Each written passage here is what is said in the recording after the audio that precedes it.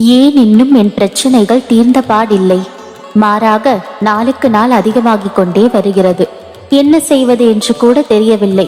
சில நேரங்களில் நான் தற்கொலை செய்து கொள்ளலாமா என்ற முடிவுக்கு கூட வந்துவிடுகிறேன்.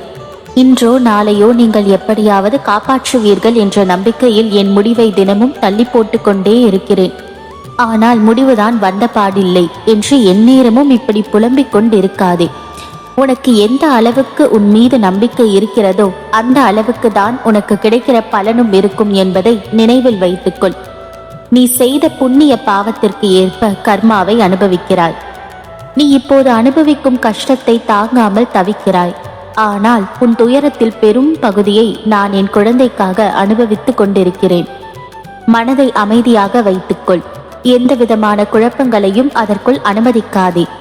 இந்த நிலை வெகு விரைவில் மாறி உனக்கு வெற்றி கிட்டும்.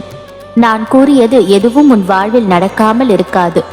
உன் உழைப்பு, அன்பு, மதிப்பு தெரியாத மனித மிருகங்கள் மத்தியில் அகப்பட்டு தவிக்கிறாய். கவலை வேண்டாம், அங்கும் நான் உன்னோடுதான் இருக்கிறேன். நீ உன்னுடைய கடமையை செய்.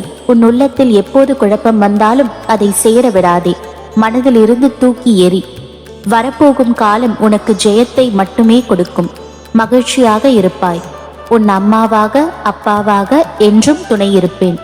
உனக்கு எல்லா சூழ்நிலைகளிலும் நான் துணை நிற்பேன். என் வார்த்தைகள் மீது நம்பிக்கை வைத்து செயல்படு. மீதியை நான் பார்த்து கொள்கிறேன். நல்லதே நடக்கும். என் பரிபூரண அருளும் ஆசிர்வாதமும் அன்பும் பெற்ற என் பிள்ளை நீ. ஓம் சாய்ராம்.